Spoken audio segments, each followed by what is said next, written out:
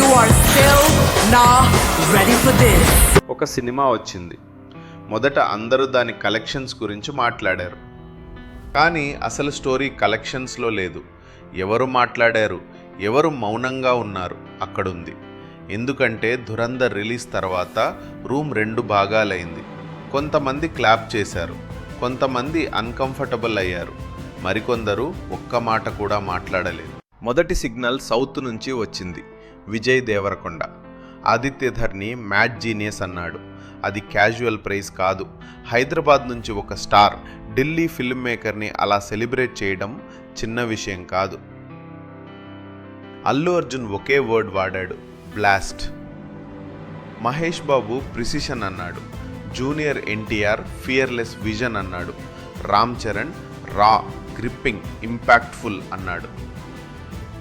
అంటే ఇది fan noise కాదు. ఒక హిందీ ఫిల్మ్ తెలుగు సినిమాలో కూడా సీరియస్గా టేకెన్ అయింది. ఆ తర్వాత వచ్చిన సిగ్నల్ మాత్రం సినిమా బయట నుంచి వచ్చింది.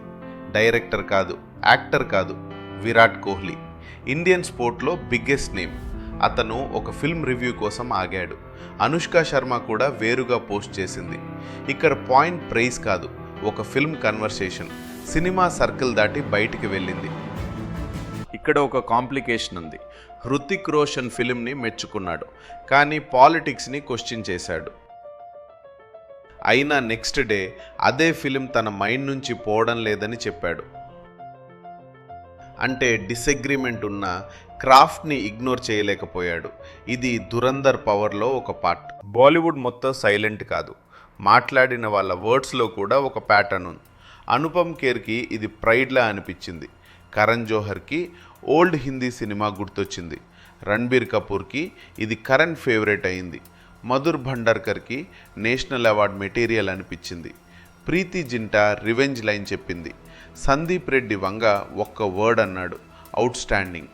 అంటే ప్రైజ్ ర్యాండమ్ కాదు, ప్యాటర్న్ క్లియర్గా ఉంది. కానీ ఒక గొంతు మాత్రం అందరికంటే ముందుకు వెళ్ళింది. రామ్ గోపాల్ వర్మ షోలే కంటే 100 రెట్లు ప్రభావం ఉందన్నాడు. మొఘలి ఆజం కూడా ఇప్పుడు టీవీ షోలా అనిపిస్తుందని అన్నాడు. స్పీల్బర్గ్, నోలన్ లాంటి వాళ్ళు కూడా అన్నీ వదిలేసి ఫస్ట్ డే ఫస్ట్ షో చూడాలన్నాడు. ఇది బాలీవుడ్కి అటామిక్ బాంబ్ అన్నాడు.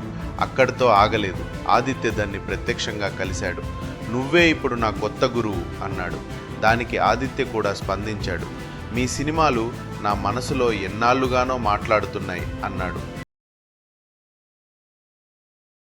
ఇంత నాయిస్ తర్వాత రూమ్ ఒక్కసారిగా సైలెంట్ అయింది. ఖాన్స్ ఎక్కడున్నారు? షారుఖ్ మాట్లాడలేదు, సల్మాన్ మాట్లాడలేదు, ఆమీర్ మాట్లాడలేదు, అమితాబ్ మాట్లాడలేదు. ఒక్క పోస్ట్ కూడా లేదు, ఒక్క వర్డ్ కూడా లేదు. బహుశా అది క్యాల్కులేషన్ కావచ్చు, బహుశా డిస్టెన్స్ కావచ్చు, లేదా అన్కంఫర్టబుల్ సైలెన్స్ కావచ్చు. కానీ రియాక్షన్స్ కథలో సైలెన్స్ కూడా రియాక్షన్ అవుతుంది.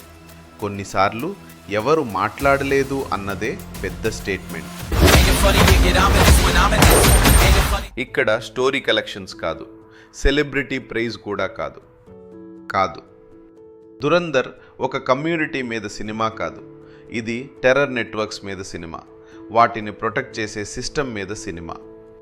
కానీ ఒక ఫిల్మ్ ఎనిమీని సాఫ్టన్ చేయకుండా చూపించినప్పుడు రూమ్ స్ప్లిట్ అవుతుంది. కొంతమంది క్లాప్ చేస్తారు, కొంతమంది క్వశ్చన్ చేస్తారు, మరికొందరు సైలెంట్ అవుతారు. అదే ఈ రియాక్షన్స్లో కనిపించింది. ఆర్జీవి ఎందుకు అటామిక్ బాంబ్ అన్నాడో అక్కడే ఆన్సర్ ఉంది. ఈ సినిమా బాక్స్ ఆఫీస్ని మాత్రమే షేక్ చేయలేదు, దాన్ని చూసిన వాళ్ళ కంఫర్ట్ జోన్ని కూడా షేక్ చేసింది. ఇంకా ఈ కన్వర్జేషన్ ఇప్పుడే మొదలైంది.